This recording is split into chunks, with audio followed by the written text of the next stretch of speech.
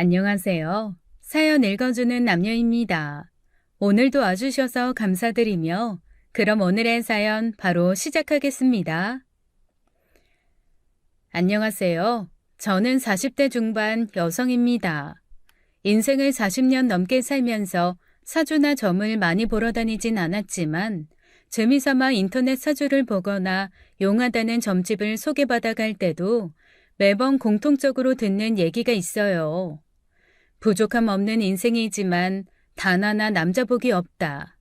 돈복도 있고 일복도 있는데 사주 자체에 남자가 없다. 죽을 때까지 혼자 살 팔자다. 그중 어떤 점쟁이는 어쩌다 자식은 얻을지 몰라도 서방은 없을 거다라는 소리도 했었어요. 처음에는 엄청 불쾌했지만 나중엔 그래 그럴만도 하다 생각했습니다. 사실 저는 살면서 단 한 번도 예쁘다는 소리를 들은 적이 없었고 굳이 따지자면 못생긴 편에 속하거든요.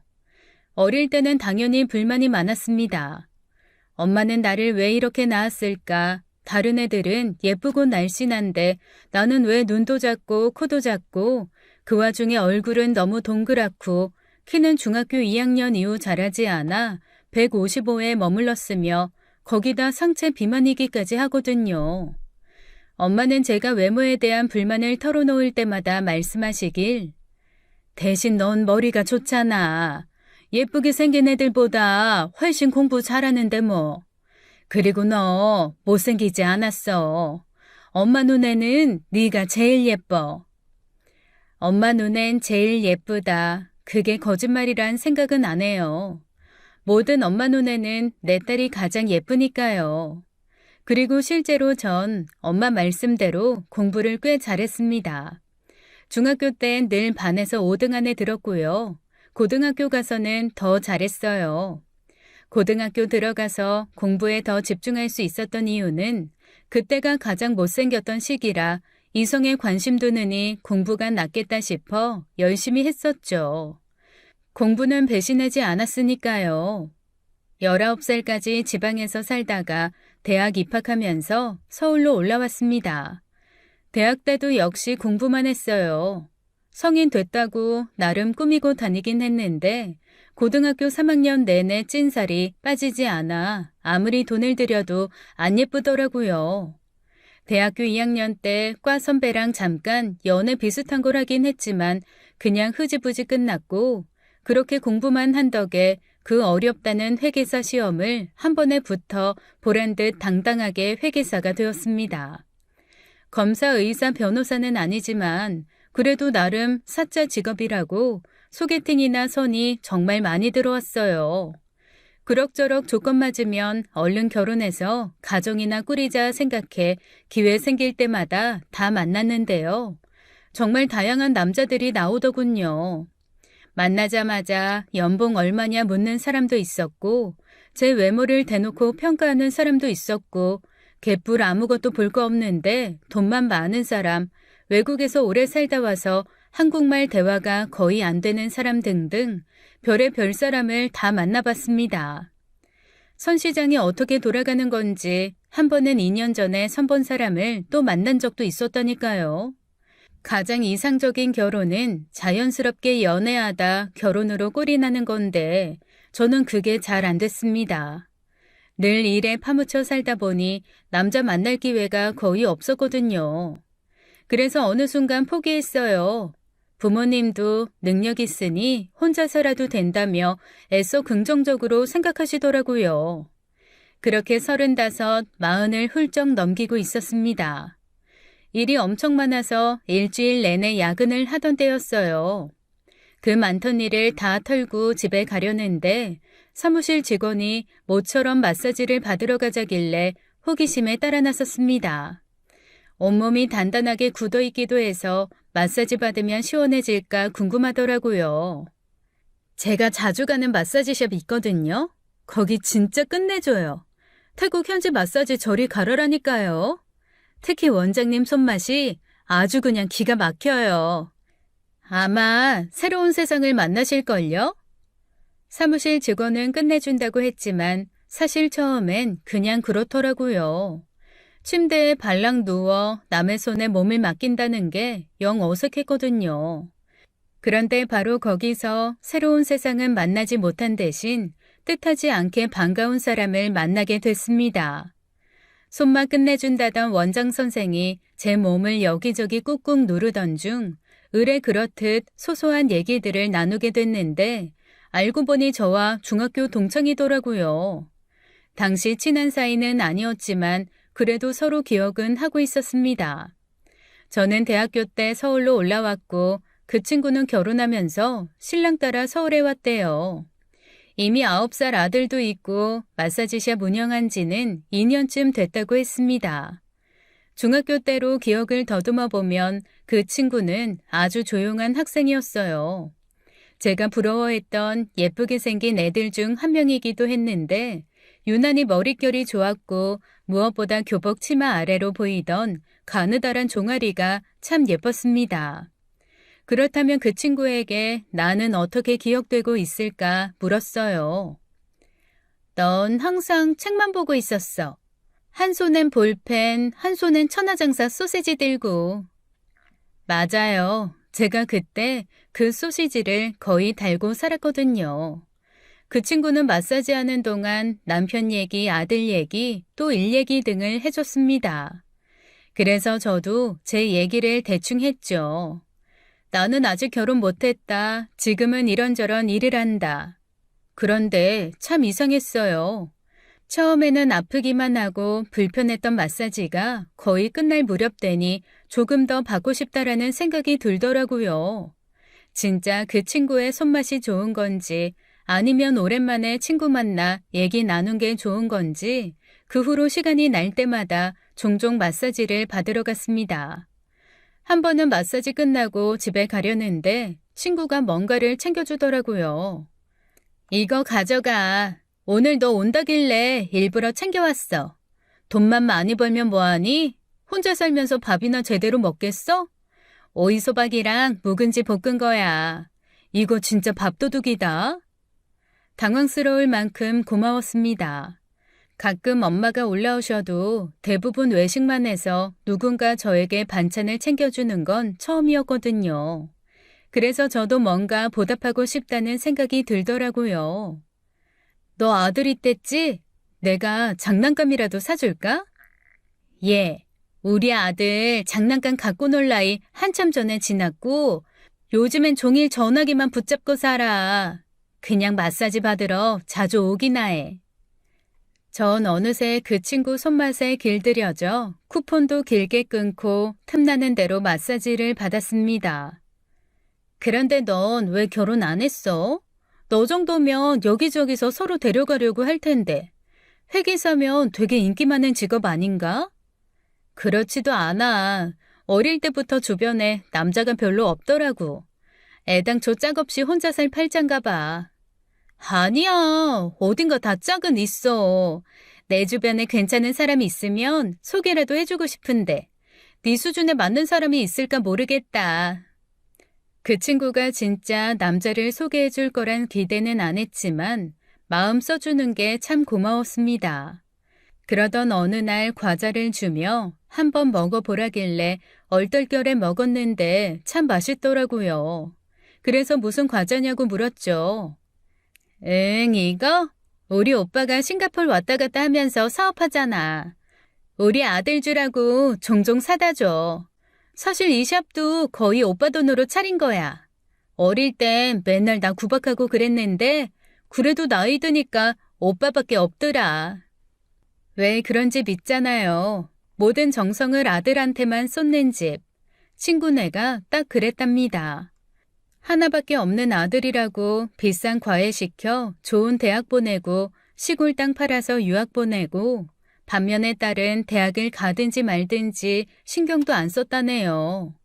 정성 쏟은 만큼 오빠는 유명 대기업에 취직했고 몇 년 전부터 자기 사업을 시작했는데 나름 꽤 잘 나가서 현재 성수동 어딘가 연예인들 많이 사는 주상복합에 살고 있대요. 그래? 오빠 결혼했지? 너희 오빠 정도면 되게 괜찮은 여자랑 했겠네. 그랬지. 유학 때 만난 잘 나가는 집 여자랑 결혼했는데 재작년에 이혼했어. 올케가 사치가 좀 심했거든. 사실 사치 정도야 그냥 봐주고 넘어갈 수 있는데 골프 치러 다니면서 남자를 만났더라고. 그래도 오빠는 끝까지 이혼 못한다 했는데 죽어도 그 남자한테 가겠다는데 어떡해? 결국 도장 찍어줬지 뭐. 아마 애가 있었으면 이혼 안 했을지도 몰라. 그런데 다행히도 애가 없어서 그냥 깨끗이 헤어진 거지. 사실 오빤 결혼하자마자 바로 애 낳고 싶어 했는데 괜히 이 핑계 저 핑계 대면서 올케가 계속 피했거든. 결론적으론 잘 됐지 뭐. 그래서 오빠가 유난히 우리 아들을 예뻐해. 제가 사실 결혼을 포기하긴 했지만 그래도 계속해서 선자리가 들어왔습니다. 그리고 저도 이제 나이가 많아서 언제부턴가는 상대가 총각이 아닌 이혼남, 사별남 등이었죠. 재혼 시장 또한 참 다이나믹하더군요.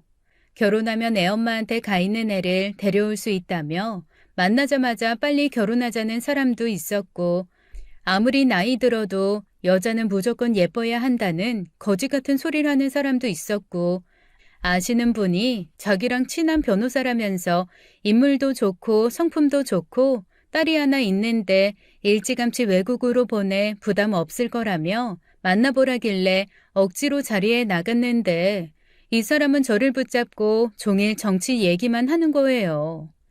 그 가운데 가장 기억에 남는 사람은 아내와 사별한 지 3년 된 대학 교수가 있었는데요. 좀 괜찮아 보이길래 다음에 또 보자 하고 두 번째 만나던 날 식사를 하자마자 다짜고짜 호텔에 가자더군요. 그래서 이게 무슨 무례냐 했더니 우리 나이가 뭐 알 거 모를 거 이미 다 아는 나이잖아요. 괜히 질질 시간 끌지 말고 맞춰볼 건 빨리 맞춰봅시다. 말 같지도 않은 개소리를 하길래 인사도 없이 자리에서 일어나 나와버렸어요. 그야말로 선자리가 일하는 것보다 더 피곤하더라고요. 그 정신 나간 교수 때문에 기분이 너무 나빠서 그 길로 친구에게 마사지를 받으러 갔습니다. 그리고 그날 있었던 얘기를 해줬죠. 어머머, 별 미친놈이 다 있다. 에휴, 그래도 난 네가 부럽다. 너는 좋은 사람 만날 수 있는 희망이라도 있지. 나처럼 철없을 때 결혼해서 이미 애까지 낳고 살면 모든 남자를 돌로 봐야 되잖아. 부럽다 부러워. 얘는 부럽긴 뭐가 부럽니? 나는 네가 더 부러워. 사실 누구나 살아보지 못한 인생은 다 부러운 거잖아. 저희는 이렇게 서로를 위로했습니다. 다음 날, 전날 만났던 교수에게 미안하다며 문자 메시지가 왔는데 무참히 씹었습니다. 그리고 다짐했어요. 그래, 혹시나 하는 기대 버리고 그냥 혼자 살자. 멀쩡한 사람이 40 넘도록 혼자 있을 리 없고 애 딸린 사람이라도 괜찮다 했던 생각도 너무 안일했어. 남의 자식 키울 생각 말고 내 몸 하나만 잘 건사하자. 그런데 인연이라는 게 뭔지 그 후 7개월 뒤 저는 결혼이라는 걸 하게 됐습니다. 며칠 밤을 새서 일을 마무리하고 홀가분한 기분으로 마사지를 받으러 갔어요. 그때 친구가 그동안 고민 많이 했다며 아주 조심스럽게 얘기를 꺼내더라고요. 내가 이런 말 한다고 이상하게 듣지 말아줘. 그냥 대충 생각한 거 아니고 나름 심사숙고하고 얘기하는 거야. 네가 그동안 선본 남자들 얘기할 때마다 뭐 그런 남자들이 있나 분명 어딘가 괜찮은 사람이 있을 텐데 왜 자꾸 그런 남자들만 들러붙나 했거든. 그리고 그때마다 자꾸 우리 오빠 생각나더라고. 그래서 말인데 너 우리 오빠 한번 만나보는 거 어때? 친구 오빠에 대한 환상이라는 게 어릴 때는 몰라도 나이 들면 거의 없어지잖아요. 그 오빠의 이혼 스토리를 들었을 때도 아, 그런 경우도 있구나라는 생각만 했지 전혀 다른 생각은 없었거든요. 그런데 친구가 그렇게 나오니 당황스럽더라고요. 그리고 저처럼 40 넘어 싱글로 지낸 사람이라면 다들 공감할 텐데 주변에 있는 싱글들을 억지로 끼워 맞추는 경우들이 많아요. 얘도 혼자고 쟤도 혼자니 그냥 둘이 결혼해라. 혼자 늙어가느니 남은 사람들끼리 의지하며 살아라 하면서요. 그래서 친구도 그럴 거라 생각해 거절했습니다. 니네 오빠는 스펙도 좋고 능력도 좋으니까 나보다 더 괜찮은 여자 만날 수 있을 거야. 그리고 나에 대해선 굳이 신경 쓰지 마. 사실 그동안 손절이 나갔던 건 부모님 성화도 있고 또 소개해주는 사람들 성의를 무시할 수 없어서 나갔던 거야. 솔직히 나 결혼 생각 접었고 혼자 살고 싶어. 20살 이후 여태 혼자 살아서 누구랑 함께 산다는 게 오히려 더 불편할 것 같고 이젠 엄마하고도 같이 살기 힘들 것 같아. 이렇게 얘기하니 친구도 수긍하더라고요. 그런데 며칠 후 회계 상담받고 싶다며 2명의 남자가 사무실로 찾아왔는데 얘기 나누다 보니 그중 한 명이 친구의 오빠더라고요. 동생이 소개해 주더라고요. 중학교 동창이라면서요? 자기 회사 일 때문에 상담받으러 온 게 아닌 함께 온 사람이 진짜 고객이었는데요. 처음엔 남자 둘이 왔길래 같은 회사 사람들인가 보다 했는데 상담 끝나고 일어서면서 자기의 신분을 밝히더군요. 저는 몇 년째 회계일 봐주는 선배가 있거든요. 그런데 갑자기 이 친구가 아는 회계사 있냐길래 동생 친구라 궁금하기도 하고 마침 시간이 비어서 저도 함께 와봤어요. 그리고 며칠 후 친구와 식사 자리를 갖게 됐습니다. 그동안 마사지 받으러 갈 때마다 반찬도 챙겨주고 원래 정해진 프로그램보다 더 비싼 서비스도 해주고 고객 소개시켜준 것도 고맙고 무엇보다 늘 제 푸념까지 다 들어줬기에 언제 밥 한번 사야겠다 생각했었거든요. 친구나 저나 늘 시간에 쪼들렸기에 점심시간에 짬을 내서 밥을 먹고 있는데 갑자기 누군가 친구에게 아는 척을 하는 거예요. 며칠 전에 사무실에 찾아왔던 친구의 오빠였습니다. 너 여기 웬일이야? 아이, 샵에 있어야 될 시간 아니야? 어? 안녕하세요. 며칠 전에 사무실에서 인사드렸죠? 친구 오빠도 사업상 약속이 있어 식사하고 나가는 길에 저희를 본 거라네요. 둘이 엄청 친한가 보다. 두 사람 다 엄청 바쁜 사람들인데 이렇게 따로 만나 식사까지 하고. 가볍게 대충 인사를 하고 오빠는 일이 있다며 가버렸는데요. 식사 마치고 계산하려고 보니 앞서 나간 분이 계산을 다 했다는 거예요. 오빠도 참, 계산했으면 했다고 말이라도 하고 가지. 너 있다고 괜히 멋있는 척하고 싶었나 봐. 이렇게 되니 제 입장에선 좀 미안하잖아요. 내가 밥 사기로 한 건데 어쩌다 얻어먹은 셈이 됐으니까요. 신경 쓰지 마. 우리 오빠 돈 많아. 정 미안하면 요 앞에서 와플이나 사줘. 결혼하면 철든다던데 친구는 일찍 결혼한 탓인지 대화를 하면 할수록 속이 깊다는 생각을 많이 했습니다. 저도 나름 절친이라 생각했던 친구들이 몇 있긴 했는데 결혼 후 아이 낳고 점점 멀어지거나 또 다른 친구는 미국으로 이민을 갔고 대학 동창이나 같은 회계사 친구들은 이상하게도 만나서 얘기 나누면 편치가 않더라고요. 그저 돈, 늘 돈 얘기뿐이었거든요. 그런데 이 친구는 조금 달랐습니다. 남편 벌이가 시원치 않다고 했지만 그래도 늘 남편 챙기는 모습이 좋아 보였고 초등학생 아들에 대해서도 다른 애엄마들과는 달리 극성 떠는 법이 없었어요. 고향에 계시는 엄마는 늘 오빠 걱정뿐이고 어려서부터 항상 오빠에 밀려 차별받고 자랐지만 그래도 엄마를 살뜰히 챙기더라고요. 그에 비해 저는 부모님이 가끔 저 보겠다고 서울 올라오시는 것도 귀찮아했고 세종시에 사는 동생이 어떻게 지내는지 별로 관심조차 없었거든요.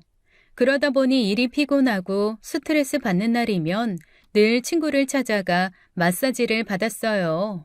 마사지보다는 조잘조잘 스스럼 없이 얘기 나눌 사람이 필요했으니까요.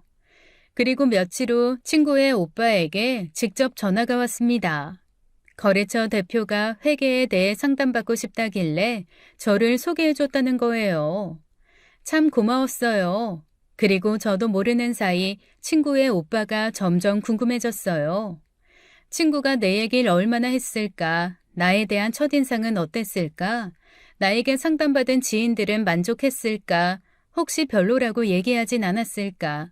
그리고 내가 미혼인 거 알 텐데 혹시 날 어떻게 생각할까? 하지만 제 입장에서는 적극적으로 나설 수는 없었습니다. 친구의 제안을 거절하기도 했고 무엇보다 혼자 사니 외로웠나 보다 하는 인상을 주고 싶지 않았거든요. 그런데 그쪽에서 먼저 밥 한번 먹자는 거예요. 괜찮다고 거절해야 되나 고민을 좀 했는데 오히려 그게 더 이상할 것 같아 오케이 했습니다. 그리고 이번엔 밥값을 꼭 내가 계산해야지 하는 생각도 했고요. 그렇게 날을 잡아 식사를 하며 이런저런 얘기를 나누게 됐는데 선자리와는 확실히 다르더라고요. 서로의 일 얘기, 무엇보다 이혼남의 고충, 독신녀의 고충을 얘기하며 서로에 대해 공감을 많이 하게 됐습니다. 그날 이후 저희는 매일매일 안부를 묻는 사이가 됐고 제 친구이자 그의 여동생에겐 당분간 비밀로 하자며 본격적인 연애를 하게 됐죠. 제가 그 사람에게 가장 마음에 들었던 부분은 언제나 일을 우선으로 둔다는 것이었어요. 저와 약속을 했다가도 일 때문에 캔슬하는 경우가 많았는데 그게 전혀 불쾌하지 않았습니다. 혼자 사는 사람들에게 일이 얼마나 중요한지 누구보다도 잘 아니까요. 그리고 얼마 후 제 휴가에 맞춰 그 사람의 해외 출장에 동행을 했고 그렇게 싱가포르에서 청혼을 받게 됐습니다. 내가 자기에 비해 많이 부족하고 연애라는 걸 해본 지도 너무 오래돼서 어떻게 해야 로맨틱한 감동을 줄 수 있는지 모르겠다. 우리 둘 다 일밖에 모르는 사람이고 그래서 외롭다는 것도 모르고 살았을 텐데 어쩌면 일부러 외면하느라 일에 몰두했을 수도 있어. 적어도 난 그래. 비슷한 사람들끼리 이제부터 진짜 외로움 채워보자. 본인은 감동 주는 법을 모른다고 했지만 전 매우 감동받았고 처음 받는 프로포즈에 살짝 어리 빠진 상태로 주저없이 오케이를 해버렸죠. 일이 이렇게 되니 이제는 친구에게 모든 걸 털어놓을 수밖에 없었습니다. 나 결혼할 것 같아. 니네 오빠랑. 어? 그게 무슨 소리야? 말도 안 돼. 지금 농담하는 거지? 믿을 수 없다는 반응을 보이더군요. 그래서 그동안의 일을 자세히 설명했죠. 둘 다 뭐야? 난 전혀 눈치 못 챘는데. 거봐, 내 촉이 맞았잖아. 어쩐지 둘이 잘 어울릴 것 같더라고. 너무너무 축하하고 진짜 고맙다. 너라면 우리 오빠 안심하고 맡겨도 될 것 같아. 나 사실 우리 오빠 계속 저렇게 혼자 살면 어떡하나 걱정 많았거든. 엄마가 이 사실 알면 얼마나 좋아하실까? 고마워. 정말 고마워. 친구는 축하한다는 말보다 고맙다는 말을 더 많이 했어요. 만날 사람은 어떻게든 만나게 된다고 그게 저에게 해당하는 얘기라 생각했습니다. 양가 부모님 모두 고향에 계셨기에 저희가 내려가 상견례를 하게 됐는데요.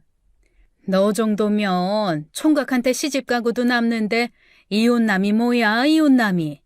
그나마 애는 안 딸렸다니까 허락하는 거야. 좌우지간에 결혼식 올리고 서둘러 애부터 낳아. 너 아직 충분히 애 낳을 수 있어. 사실 결혼을 결심하긴 했지만 아이에 대해선 깊게 생각해보지 않았습니다. 그냥 생기면 낳고 안 생기면 말고 했지만 솔직히 제가 나이도 있고 해서 아이가 쉽게 생길 거란 기대는 안 했어요. 일단 결혼식은 그 사람이 두 번째 결혼이라 조촐하게 가족끼리 모여 올렸습니다. 그래서 저희 사무실 사람들도 초대 못했지만 별로 섭섭하지는 않았어요. 결혼식은 무조건 화려해야 하고 그동안 뿌린 축의금 싹 다 걷어야 된다는 생각 같은 건 애당초 없었으니까요. 남편이 살던 주상복합은 월세였는데 마침 계약이 끝난다고 했고 사무실을 조금 넓은 곳으로 옮길 계획이었다길래 월세 보증금은 그쪽에 보태는 걸로 하면서 신혼살림은 제가 살던 아파트에서 시작하게 됐습니다. 엄마는 굳이 왜 그래야 하냐, 집은 남자가 해오는 거 아니냐고 하셨지만 어차피 제 명의니까 상관없었고 따로 혼수할 필요도 없어서 그다지 손해볼 건 없었어요. 신혼의 달콤함 그 전까지는 참 유치한 말이라 생각했는데 유치하면서도 무척 달콤하긴 하더라고요. 아침 일찍 출근해 저녁에 녹초가 되어 들어와 서로의 일과를 공유하고 쉬는 날엔 남들처럼 극장도 가고 산책도 하고 마트 가서 장도 보고 특별할 거 하나 없는 평범한 일상들이 남편이란 존재와 함께하니 모든 게 새로웠어요. 이래서 다들 그렇게 손붙잡고 팔짱 끼고 다니는구나. 이래서 짝이라는 게 필요하구나. 진즉에 알았어야 될 인생의 진리를 다 늦게 알게 되었죠. 물론 결혼이라는 게 마냥 좋은 날만 이어지는 게 아니라는 것도 알고 있었습니다. 평생 꿀이 뚝뚝 떨어질 것 같았지만 몇 년 안 돼서 죽이네 살리네 하는 부부들을 워낙 많이 봤으니까요. 그런데 저에겐 그런 날이 생각보다 좀 빨리 오더라고요. 결혼하고 석 달 정도 흘렀을 무렵 남편의 귀가가 늦어지기 시작했습니다. 물론 저도 종종 야근하는 날이 있었지만 그래도 늦으면 늦는다 꼭 연락했거든요. 하지만 남편은 좀 이상했어요. 저녁 먹고 들어갈게 라는 메시지만 보내고 그 후론 통 연락이 안 되더라고요. 카톡도 전화통화도 전혀 반응이 없었습니다. 그리고 새벽녘에 들어와서는 업체 사람들과 술 마시느라 늦었다. 시끄러운 데 있어서 전화 소리 못 들었다. 늘 같은 얘기뿐이었죠. 하지만 술 냄새는 거의 나지 않았습니다. 연애할 때부터 남편은 술을 거의 마시지 않았어요. 저 역시 술을 좋아하는 편이 아니라서 이 사람이 술을 좋아하는지 싫어하는지조차 관심이 없었는데 결혼한 이후에 술자리 핑계대는 날이 너무 많은 거예요. 우리 오빠 술 거의 못 마셔. 그것 때문에 스트레스도 많더라고. 사업하려면 술을 좀 마셔야 되는데 자기는 조금만 먹어도 어지럽다면서 술 잘 마실 수 있는 약은 왜 안 파냐고 늘 그랬거든. 나름 이해는 됐어요. 남자들 사회생활이라는 게 다 그러니까 일반 직장인도 아닌 사업하는 사람이니까. 그런데 어느 날은 날이 밝도록 안 들어오더라고요. 무슨 일이 생긴 건 아닐까 덜컥 겁이 나서 이제는 시누이가 된 친구에게 아침부터 연락을 해봤는데요. 그래? 싱가포르에서 조사장 들어왔나 보네. 그 사람 들어오면 거의 밤새서 술 먹거든. 술도 꼭 2차, 3차까지 마시고 가라오케 갔다가 해장국까지 먹고 한국 들어오면 늘 그 코스대로 노는 사람이야. 아무리 그래도 오빠는 집에서 기다리는 사람 생각해서 연락 좀 해주지. 하여간 분명 조 실장이랑 있을 거니까 큰 걱정하지 마. 그리고 아침 7시쯤 됐을까 남편이 아주 초췌한 모습으로 들어왔습니다. 싱가포르에서 누가 들어왔어. 1년에 서너 번 들어오는데 이번에 연락도 없이 왔더라고. 미안해. 당신한테 전화해야지라고 생각은 했는데 어찌나 붙잡고 안 놔주는지 틈을 아예 안 주더라고. 나도 오랜만에 술을 너무 많이 마셔서 머리가 깨질 것 같아. 하지만 이번에도 남편에게선 술 냄새가 나지 않았고 운전까지 직접 해서 왔더군요. 솔직히 그때까지만 해도 그냥 그러려니 했습니다. 별일 아니라 생각하고 넘어갈 수 있었던 거는 신우의 말과 남편의 말이 일치했고 무엇보다 집에 들어온 남편은 실제로 누군가에게 엄청 시달리고 온 모습이었거든요. 그리고 남편이 돈 얘기를 꺼내기 시작한 것도 그 무렵이었습니다. 갑자기 직원이 둘이나 퇴사하게 되는 바람에 퇴직금을 줘야 하는데 여윳돈이 없다며 제게 돈을 빌리더라고요. 적은 돈이 아니었기에 선뜻 내주기 망설여졌지만 어쩌겠어요. 이젠 남이 아닌 내 남편이잖아요. 그래서 반드시 갚아야 한다. 아무리 부부 사이지만 한두 푼도 아닌 돈을 그냥 줄 순 없다고 단단히 못을 박았죠. 그리고 얼마 후 모처럼 일찍 퇴근하고 신우의 샵에 마사지를 받으러 갔는데 근처에서 남편을 보게 됐습니다. 어딘가에서 나와 차에 타는데 보조석에 누가 앉아있길래 유심히 봤지만 여잔지 남잔지도 구분이 안 되더라고요. 그래서 다가가 말을 걸려는 순간 차가 출발해버리길래 급하게 전화를 걸었죠. 방금 전에 나 못 봤어? 당신 차 있길래 아는 척 하려고 했는데 급하게 가버리던데 누구랑 어디 가는 거야? 그랬어? 지난번에 와인 사들고 집에 왔던 유 대표 기억하지? 지금 유 대표랑 같이 있어. 누구 좀 만나서 같이 저녁 먹기로 해서 약속 장소로 이동 중이야. 유 대표라는 사람 당연히 기억합니다. 결혼하고 얼마 안 돼서 집에 한번 왔었거든요. 정식으로 초대했던 건 아닌데 지나가는 길에 들렸다며 고급 와인을 선물 주고 갔어요. 그런데 참 이상한 게요. 그 유 대표라는 사람은 100m 전방에서도 알아볼 수 있을 만큼 덩치가 어마어마하게 큰 사람이었거든요.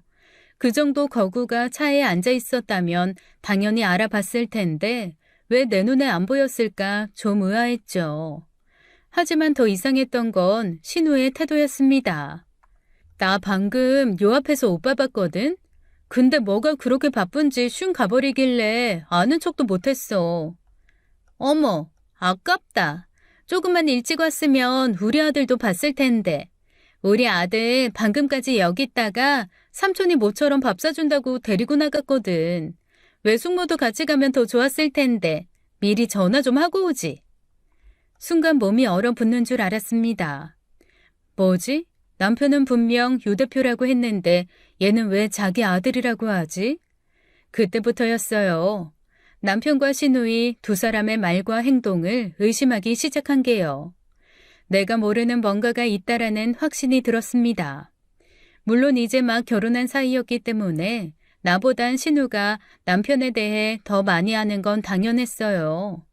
또 팔은 안으로 굽는다고 나의 의심을 신우에게 털어놔봤자 자기 오빠 변호할 게 뻔했기 때문에 한동안 전 아무 말도 하지 않았죠.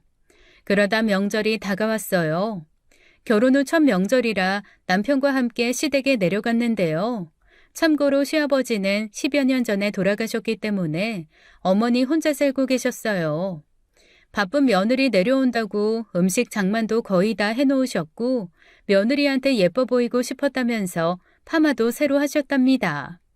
그런데 하룻밤 자고 다음날 아침 준비를 돕기 위해 주방에 나갔는데 어머니가 좀 이상했어요. 계속해서 여러 번 같은 말을 반복하시는 거예요. 제가 고사리 나무를 엄청 좋아하거든. 근데 올해는 유난히 고사리 값이 비싸더라. 많이 묻혀서 니들 올라갈 때도 챙겨줄라 했는데 고작 이것밖에 없어. 우리 아들 고사리 좋아한다. 올해는 고사리 값이 비싸다라는 말을 5분 간격으로 하시는 겁니다. 처음 2번은 그러려니 했는데 3번, 4번, 5번 하시는 걸 보니 가슴이 철렁 내려앉았어요. 아무래도 치매 증상 같더라고요. 그게 다가 아니었습니다. 밥 먹고 다 같이 소파에 앉아 TV를 보고 있는데 갑자기 이상한 말씀을 하시는 거예요. 지난번 고구마 보낸 거는 제대로 챙겨 먹인 거야? 너는 언제 그렇게 머리를 길렀니? 니네 강아지는 죽었어? 전혀 알아들을 수 없는 얘기를 하셨습니다. 남편도 자기 엄마가 이상한 얘기 한다는 걸 알아차리고는 순간 얼굴이 굳더라고요. 곧바로 어머니와 함께 서울로 와서 연휴 끝나자마자 대학병원에 모시고 갔는데 결과는 예상대로였습니다. 치매가 맞고 이미 진행이 많이 된 상태라더군요. 남편도 신우도 어머니를 집에 모실 수 없었기에 결국 어쩔 수 없이 요양원에 모시기로 했는데 두 남매가 어찌나 울던지 제 입장에선 그동안 정들 틈도 없던 시어머니지만 그래도 마음이 아프더라고요. 결혼하겠다고 처음 인사드리러 간 날 제 손을 꼭 붙잡으시며 고맙고 또 고맙다라는 말을 하셨어요. 이혼한 아들에게 시집 오겠다는 처녀가 고마운 게 당연했겠죠. 결혼한 후에도 쓸데없이 전화 걸어 이것저것 꼬치꼬치 묻지도 않으셨고 가끔 안부 전화 드리면 내 아들 잘 챙겨라 라는 말을 차마 당당하게 하진 못하고 거의 사정하듯이 당부만 하셨거든요. 어머니를 모실 요양원은 제가 아는 분을 통해 소개받았고 그러는 과정에서 어쩌다 처음 들어가는 비용을 제가 지불하게 됐습니다. 불만은 없었어요. 저도 나름 번다면 버는 사람이고 며느리로서 그 정도는 괜찮다고 생각했거든요. 그런데 이후로 남편이 요양원비를 내지 않더라고요. 어머니 요양원에서 연락 왔는데 당신 그동안 요양원비 안 보냈어? 아, 맞다. 못하고 있었네. 이따 출근하자마자 해결할게. 그러나 해결되지 않았습니다. 그 후로 남편에게 두어 번 더 얘기했지만 요양원 측에서는 계속 저에게 연락을 해왔고 부모님을 모셔놓고 돈을 안 내고 있을 순 없기에 일단은 제가 급하게 해결을 했어요. 그런데 그뿐만이 아니었습니다. 사실 저희 집 식구가 달랑 2명이라 공동 생활비가 많이 나가지 않았어요. 집에 있는 시간도 거의 없어서 관리비도 적게 나왔고 식사도 각자 밖에서 해결하는 경우가 많았죠. 또 각자의 수입에 대해선 서로 건드리지 않기로 결혼 전에 약속을 했기에 남편 월 수입이 얼마나 되는지 정확히 알 순 없었습니다. 목동에 아파트 하나를 갖고 있고 주식 계좌에 적지 않은 돈이 있다는 것만 알고 있었어요. 남편은 몇 년 전 주식으로 좀 큰 돈을 만졌다고 했습니다. 그래서 그 돈으로 신우 샵 차리는데 많이 도와준 거래요. 오래전부터 신혼에 사는 게 녹록치 않아 동생에게 꽤 많은 돈이 갔다고 했습니다. 하나밖에 없는 동생이니 그럴 수도 있겠다 생각했고 신우도 늘 오빠한테 도움 많이 받고 산다고 했거든요. 그런데 남편이 자꾸만 제게 돈 얘기를 하는 거예요. 자기야, 나 오늘 안으로 싱가포르에 돈 보내야 되는데 혹시 여윳돈 좀 있어? 나는 그나마 있던 거 지난주에 다 주식 계좌에 넣었거든. 다음 주에 바로 줄게. 당신 전에 직원들 퇴직금 준다고 빌려간 돈은 왜 안 줘? 돈 있으면 내 돈부터 갚고 주식에 넣었어야 되는 게 맞지 않아? 그러려고 했지. 근데 주식이 그때 들어가는 게 적기였거든. 지금 한창 오르고 있으니까 그것까지 다 합해서 다음 주에 줄게. 안 그래도 주식에 들어간 돈 이제 슬슬 빼야 될 타이밍이긴 하거든. 전 어쩔 수 없이 남편에게 또 돈을 보냈습니다. 그리고 그럴 수밖에 없었던 이유가 또 하나 있었어요. 시어머니가 요양원에 들어가는 걸 보면서 느낀 바가 있습니다. 내가 나중에 저렇게 되면 누가 날 돌봐줄까? 24시간 옆에 붙어서 챙겨주진 못해도 병원 데려가고 요양원에 보내줄 사람이라도 있어야 할 텐데 답은 하나밖에 없더라고요. 아이였습니다. 그래서 아이를 가져야겠다는 생각이 들었고 산부인과에 가서 검사도 받았어요. 아직 충분히 가능한 상태라고 하더군요. 그래서 장차 아이 아빠 될 사람이니 니꺼 내꺼 따지는 게 너무 속물 같다는 생각이 들었거든요. 그리고 아이 문제에 대해 남편에게 조심스레 얘기를 꺼냈습니다. 나 어제 산부인과 다녀왔어. 아직 충분히 아이 낳을 수 있대. 나 아기 갖고 싶어. 그래. 사실 나도 그 비슷한 생각했어. 우리 더 늦어지기 전에 노력해보자. 신우 역시 쌍수 들어 찬성하더라고요. 생각 잘했어. 안 그래도 더 늦기 전에 애기 낳으라고 말하고 싶었는데 솔직히 내가 참견할 문제가 아닌 것 같아서 꾹 참았거든. 요즘 40대에 애엄마 되는 사람들 되게 흔해. 절대 안 늦었어. 와, 나도 이제 조카 생기겠네. 하지만 저 혼자 노력한다고 되나요? 남편은 말로는 노력하자 했지만 전혀 도와주지 않았습니다. 일주일에 평균 5일은 제가 잠든 후에 들어왔으니까요. 그리고 얼마 후 또 한 번 이상한 광경을 목격하게 됐어요. 제 차가 고장나 남편 차를 타고 출근하는 길이었습니다. 오랜만에 남편 차 탔던 건데 보조석 문 옆에 아이 장난감이 있더라고요. 공룡 장난감이었습니다. 뭐야 이 공룡은? 누구 거야? 그거 지난번에 탔을 때 두고 내렸나 보네. 그놈이 워낙 공룡을 좋아하잖아. 그런 거 집에 여러 개 있을 테니까 뭐 버려도 될 거야. 남편이 말하는 건 신우의 아이, 다시 말해 조카였습니다. 하지만 이상했어요. 신우 아들은 이미 초등학교 3학년이라 공룡을 갖고 놀 나이는 지났고 남편 말이 사실이라면 꽤 오래전에 두고 내렸다는 건데 아무리 생각해도 뭔가 이상했습니다. 며칠 후 신우가 샵을 확장 이전한다길래 찾아가서 얘기 나누다 슬쩍 떠봤어요. 나는 애가 없어서 모르겠는데 슈퍼맨이 돌아왔다 이런 거 보면 남자애들은 다 공룡 좋아하던데 그걸 왜 좋아할까? 너희 아들도 공룡 좋아했어? 아니, 우리 아들은 좀 달랐어. 공룡에는 전혀 관심 없고 곤충에 꽂혀서 매일매일 놀이터 가서 개미 찾아다녔거든.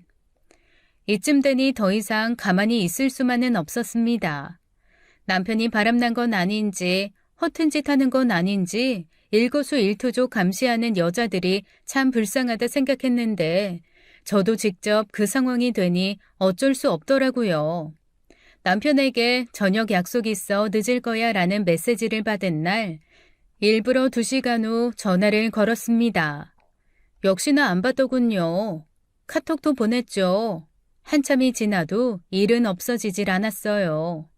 그래서 신우에게 전화를 걸어 남편 흉보듯 푸념을 늘어놨습니다. 답답해서 전화했어. 이 사람 또 연락이 안 되네. 혹시 오늘 오빠랑 통화했어?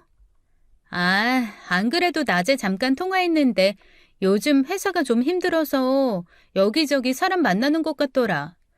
오빠가 사람 만날 땐 전화기 아예 꺼놓는 경우도 있고 그러거든. 그나저나 요즘 사업 힘들다던데. 뭐 들은 얘기 없어? 촉이라는 걸 무시할 순 없더라고요. 신우 말이 다 거짓말이라는 게 단박에 느껴졌거든요. 그래서 늦은 시간임에도 신우의 샵으로 달려갔습니다. 어? 이 시간에 어쩐 일이야? 그냥 집에 있기 답답해서 와봤어. 샵 이전하느라 정리할 거 많을 텐데 내가 뭐 도와줄 건 없어? 그런 거 없어. 정리할 건 이미 다 했지. 근데 나 지금 마지막 손님 받아야 되거든.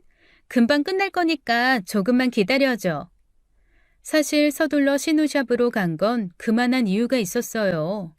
신우가 손님 방에 들어갈 때 늘 휴대폰을 카운터에 두고 가거든요. 그리고 전에 신우가 했던 얘기가 생각났습니다. 우리 아들이 시도 때도 없이 전화하거든. 마사지 하다 보면 손에 오일이 묻어서 패턴 푸는 게 귀찮더라고. 그래서 난 패턴 안 걸어놔. 그 말대로 진짜 안 걸어놨더라고요. 그렇게 전 판도라의 상자를 쉽게 열 수 있었죠. 상자 속에 든 실체는 그야말로 충격 그 자체였습니다. 신우와 남편 사이에 오고 간 카톡의 마지막 대화는 40분 전이었어요. 그러니까 제가 전화했던 바로 그 시점이었죠. 방금 나한테 전화 왔었어. 오빠 손님 만나는 중이라고 했으니까 그렇게 알고 있어. 그리고 내일까지 800 해주고 꼭. 손님 만나는 중이라고 했으니 그렇게 알고 있어라. 다시 말하면 손님 만나는 중이 아니라는 뜻이잖아요. 이어서 계속 읽었는데 돈 얘기를 참 많이도 나눴더군요. 그리고 눈에 꽂히는 반복되는 단어들. 목동, 비니 엄마, 돈이었어요. 손이 바들바들 떨리다 못해 심하게 흔들렸지만 그 내용들을 최대한 많이 제 휴대폰에 담으려 노력했습니다. 그리고 알게 됐죠. 제 결혼은 처음부터 설계된 일이었다는 걸요. 결론부터 얘기하자면 일종의 프로젝트였습니다. 정확히는 신우의 계략이었죠. 남편 차에 있던 공룡의 주인은 따로 있었는데 다름 아닌 남편의 아들이었습니다. 그래도 이혼한 건 사실이더군요. 애엄마가 키우고 있더라고요. 신우가 저를 우연히 만나게 된 후 제가 돈도 많이 벌고 싱글이란 걸 알게 되자 일부러 자기 오빠에게 붙여준 거였어요. 아이 양육비도 줘야 하고 신우네도 거의 남편 돈으로 먹고 사는 것 같은데 남편 사업은 점점 기울고 늘 돈에 쪼들려 힘들던 차에 제가 구세주처럼 짠 나타났던 거죠. 오빠, 걔 돈밖에 없는 애라니까. 무조건 내가 시키는 대로만 해. 하다 이런 메시지까지 있더군요. 그러니까 되짚어보자면 신우와 처음으로 식사할 때 우연히 남편을 만났던 것도 또 남편이 제 사무실로 친구를 데려와 상담을 받았던 것도 모두 신우의 계획 아래 진행된 일이었습니다. 싱가포르에서 받았던 청혼도 신우가 코치한 그대로였고 직원들 퇴직금 핑계대며 나에게 가져간 돈도 신우에게 갖고 하물며 시어머니 요양원비마저 일부러 안 냈다는 정황이 담긴 카톡도 있더라고요. 그 사람 뭐든 연체되는 거 못 견디는 사람이니까 이미 알아서 냈을 거야. 꼴의 남편이라고 저에 대해 잘 알고 있긴 하더군요. 샵 근처에서 남편을 목격한 날, 그날은 빈이라는 아이를 데리고 샵에 들렀다가 가는 길이었는데 생각지도 못하게 제 눈에 띄게 되었고, 남편은 대충 유 대표 핑계를 댔지만 신우는 얼떨결에 자기 아들 핑계를 댔던 거였어요. 일주일에 여러 번 아들을 만나러 갔고 그때마다 연락이 안 됐던 거였습니다. 침착하자 여러 번 깊은 심호흡을 했어요. 잠시 후 신우가 나오더군요. 아, 이제 끝났다. 단골들한테 가게 이전한다고 일일이 설명하는 것도 힘드네. 그나저나 나 가게 이전하면 뭐 해줄 거야? 공기청정기 한 대만 해줘. 미친년. 아주 신났네. 집으로 돌아와 곰곰이 생각해봤습니다. 이제 어떻게 해야 되나, 덫에 걸린 게 분명한데 여기서 어떻게 빠져나가야 되나. 그날 밤 남편이 들어와 제 앞에서 쭈뼛쭈뼛 대더군요. 이유는 뻔했습니다. 신우의 카톡 마지막 줄 내일까지 800 해주고, 아마도 그 800 얘기를 꺼내려 했겠죠. 하지만 선수는 제가 먼저 쳤어요. 당신 왜 내 돈 안 줘? 당신이 샀다던 그 주식 엄청 올랐던데? 얼른 정리해서 이번 주 내로 입금해줘. 이렇게 말하고 남편의 대답도 듣기 전에 방으로 들어와 누웠어요. 다음 날 출근하자마자 신우에게 톡을 보냈습니다. 공기청정기 필요하댔지? 어디로 보내면 될까? 그런데 아가씨가 나한테 가져간 돈은 언제 줄 거야? 계산해보니까 총 2,400이던데. 그 돈 서둘러 갚아주면 좋겠어. 이제와 얘기지만 사실 그동안 100, 200, 300씩 제 돈을 야금야금 가져가서 썼거든요. 1시간 후 신우에게 답장이 왔습니다. 청정기는 안 보내줘도 돼. 그런데 내가 가게 이전하는 것 때문에 요즘 돈이 없는데 어떡하지? 조금만 기다려주세요. 하지만 기다릴 수 없었습니다. 그럴 이유가 없으니까요. 그래서 그날 저녁에 샵에 들러 또 돈 달라는 소리를 했어요. 아까 말했잖아. 가게 이전하는 것 때문에 돈 없다고. 근데 갑자기 왜? 올케는 급하게 돈 들어갈 데 없잖아. 급하게 들어갈 데 없는 돈이지만 엄연히 내 돈이잖아. 그리고 말이 나와서 말인데 어머니 요양원비는 왜 자꾸 밀리는 거야? 아가씨도 그렇고 그 사람도 그렇고. 아들이든 딸이든 둘 중 한 명은 책임지고 내야지. 왜 며느리인 내가 내게 해? 난감해 하더군요. 당연히 할 말이 없겠죠. 제가 예고도 없이 느닷없는 팩트 폭행을 때렸으니까요. 잠시 정적이 흘렀지만 제 귀에는 신우의 머리 굴리는 소리가 들려왔습니다. 잠시 후 기껏 한다는 말이 참 우습더군요. 혹시 오빠랑 싸웠어? 으이구, 드디어 부부싸움이란 거 했나 보네. 하긴 이제 슬슬 그런 거 할 때다. 그치? 부부싸움 하지 않았어. 하지만 니네 오빠랑은 그만 살까 싶네. 아무리 생각해도 혼자 사는 게 편한 것 같아. 신우는 어떻게든 대충 넘겨보려 했겠지만 전 말려들지 않았습니다. 제가 집에 도착했을 때쯤엔 신우가 자기 오빠에게 이런 얘기를 전달했을 거고, 아니나 다를까 그날 남편이 일찍 들어왔길래 웃으면서 말했어요. 자기야, 예전부터 궁금했는데 목동 아파트 자기 명의는 맞아? 어? 아이, 갑자기 그게 무슨 소리야? 혹시 이혼하면서 애엄마한테 뺏긴 건 아닌가 싶어서. 순간 남편의 얼굴 표정이 궁금했는데 차마 못 보겠더라고요. 그저 아무 말도 못하고 서 있던 남편이 마냥 불쌍하단 생각이 들었습니다. 하지만 아니다 이러지 말자, 자꾸 불쌍하단 생각하면 나만 바보 된다 다짐하면서 계속 물었어요. 비니 걔는 몇 살이야? 아직 많이 어린가? 아빠를 자주 찾나 보네. 제 입에서 비니라는 말까지 나왔으니 남편도 더 이상은 숨길 수 없다는 걸 알았나 봅니다. 모든 걸 체념한 듯 소파에 털썩 앉더군요. 그리고 어떻게 알았냐라고 물을 줄 알았는데 입을 열고 처음 한다는 소리는 참 의외였어요. 비니가 날 찾는 게 아니야. 내가 보고 싶어서 가는 거야. 내 아들이니까. 이 상황에 칭찬할 건 아니지만 그래도 솔직히 말하니 다행이더군요.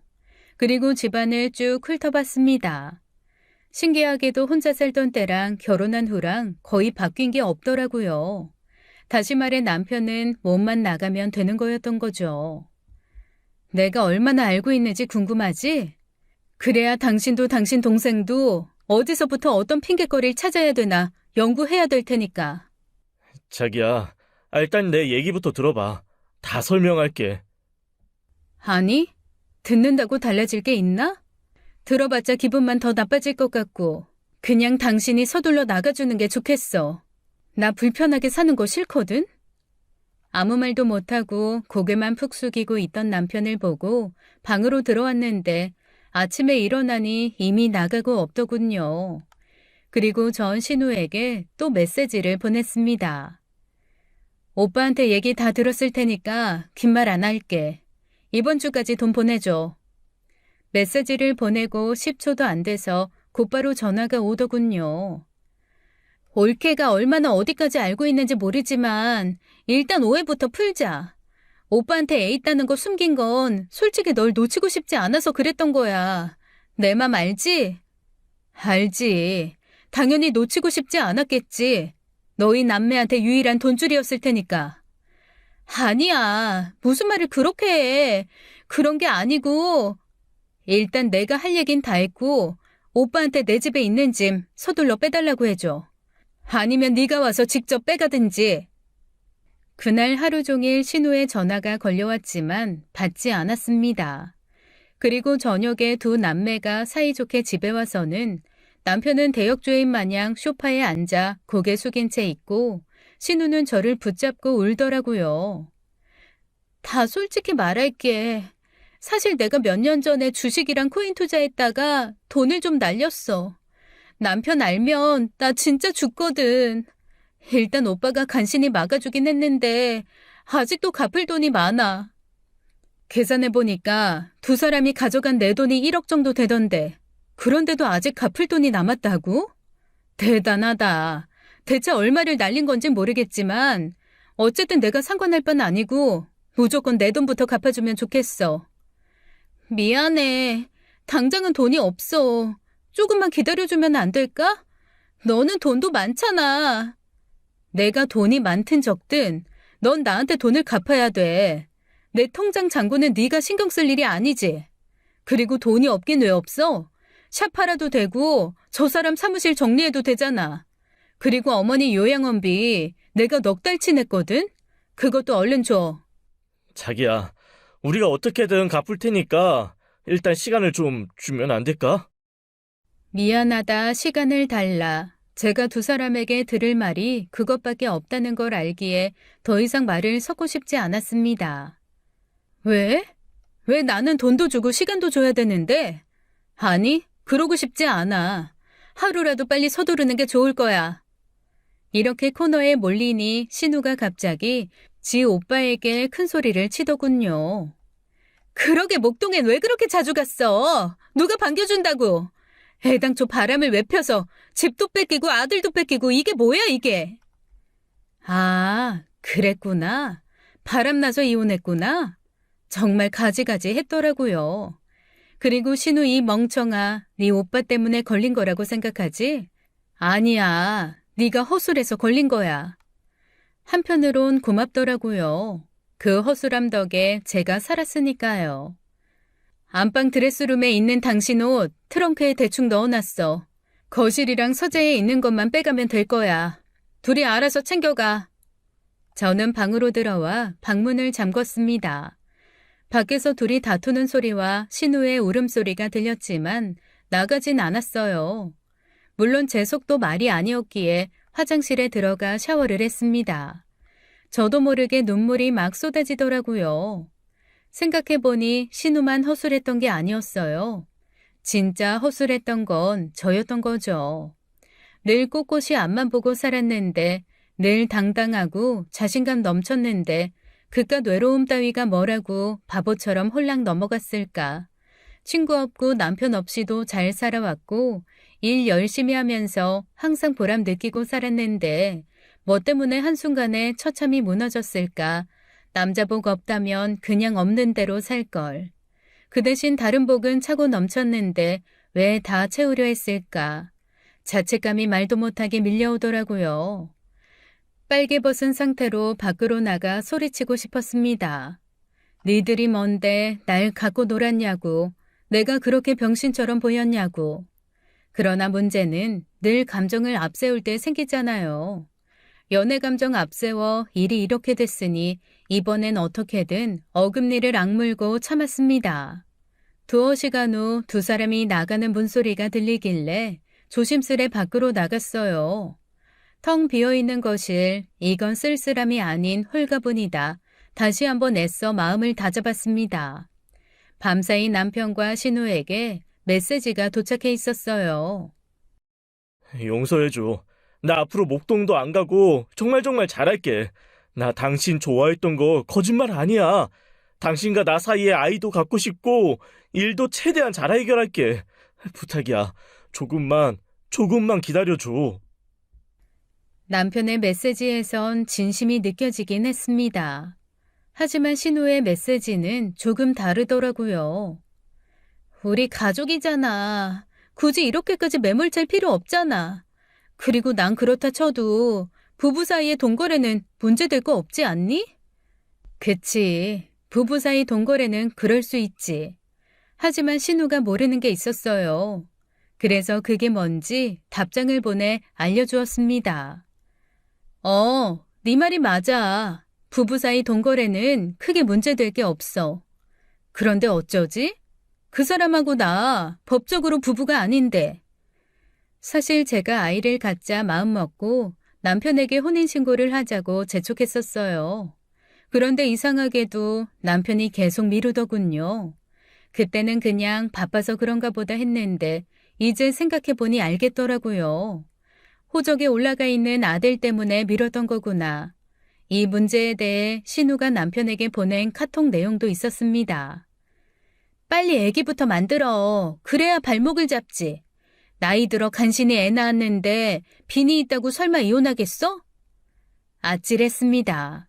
진짜 애라도 생겼으면 어쩔 뻔했나 싶더라고요.